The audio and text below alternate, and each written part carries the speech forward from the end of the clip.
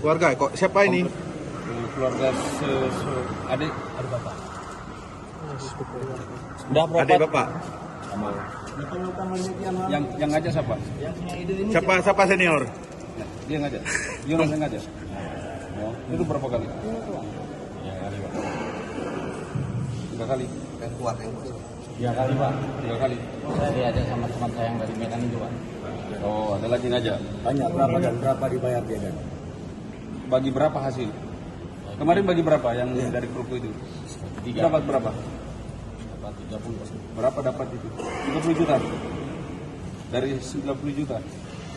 Nah, kami jual 72 juta Pak. 70 juta cuma jualnya. Kencang Jual murah. Nah, ibu Jual bangkai. cepat gitu. Ya, ada namanya Doyo.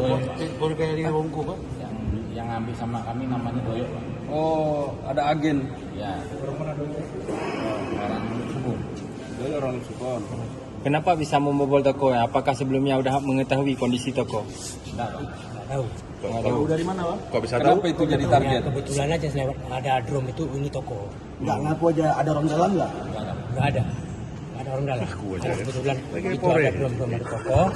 Lalu kami